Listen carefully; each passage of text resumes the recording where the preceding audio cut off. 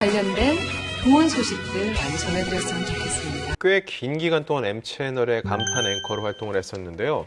한 인터뷰에서 그런 얘기를 한 적이 있습니다. 초등학교 2학년 때 부모님이 뉴스데스크를 보고 계시는데 당시는 백지연 앵커가 진행을 하던 때였어요. 그 모습을 보고 멋있다고 한 게 아나운서라는 꿈을 갖게 되는 계기가 됐는데 아나운서가 실제로 되기 위해서 학창시절부터 굉장히 노력을 많이 했다고 합니다. 저희 학교 선배님이에요. 그래서 아나운서 시험 합격하고 나서 이제 와가지고 후배들한테 막 얘기하기도 하고 그랬었거든요.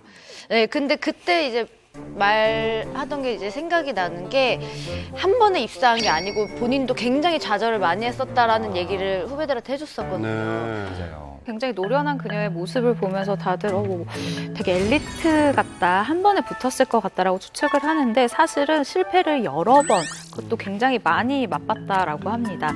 2008년에 합격 전까지 입사 시험에서 무려 7번이나 떨어졌다고 해요. 그런 상황에서도 배현진 씨는 뭐 실망하거나 좌절하기보다는 그럼 내가 이번에 좀 이걸 바꿔봐야 되겠다, 저걸 바꿔봐야 되겠다라면서 같은 실수를 반복하지 않으려고 노력을 많이 한 편이라고 이야기를 합니다. 네, 7번의 낙방 끝에 2008년 11월 드디어 M채널에 공채 아나운서로 입사하게 됐는데요. 당시 경쟁률이 상당했습니다.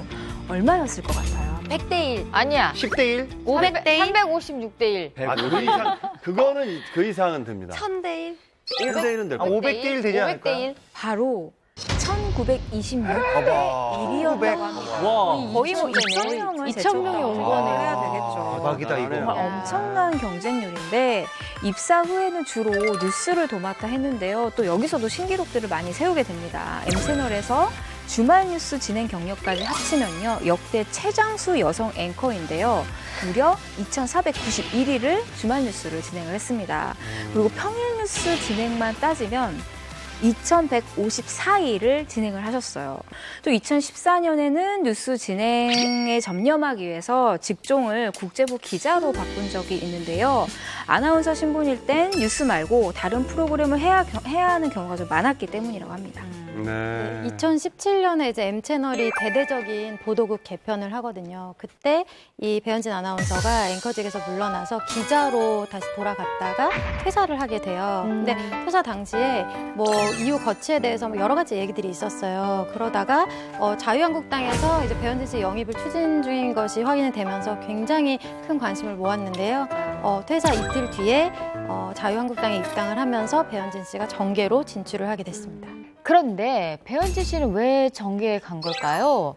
어렸을 때 꿈이자 뭐 아주 어렵게 입사한 그 M채널에서의 그 아나운서 생활을 하고 마치고 갈 이유가 따로 있었을까요? 그러니까 뭐 M채널에 대한 불만이 좀 있었던 것 같아요. 이 자유한국당 입당 그 환영식에서 각오를 이렇게 얘기합니다. 약 석 달 전엔 정식 인사통보도 받지 못한 채로 8년 가까이 진행해온 뉴스에서 쫓겨나듯이 하차해야 했습니다. 안타깝게도 이후 저는 인격적으로 몹시 모독감을 느낄 만한 각종 음해와 공격을 계속해서 받아오고 있고 간접적으로 자신은 피해자다라고 주장을 합니다. 근데 나름대로 이제 여성으로서 젊은 나이를 커리어에 굉장히 많이 바쳤는데 회사에서도 결국에는 내 공로를 인정받지 못하는 그 상황이 아무래도 저는 동료들의 질타보다는 내 노력이 인정받지 못했다라는 게 더 참지 못했을 것 같다는 생각이 듭니다. 전 배현진 씨 같은 경우는요, 이미 M채널 안에서요, 그 정권이 바뀌고 경영진이 바뀌면서 완전히 또 다른 그 구성원들과 등지는 상황이 벌어졌거든요. 방송, 앵커로서 활동하기가 너무 힘든 상황이죠. 그런 상황에서 본인의 목소리를 내고 본인의 탄탄한 지지층을 기반 삼을 수 있는 그런 정당으로 전 뛰어들었다고 보고 있어요. 자, 배현진 씨나 뭐 고민정 대변인 두 사람 모두 아나운서에서 정치인으로 제2의 인생을 살고 계시는데요.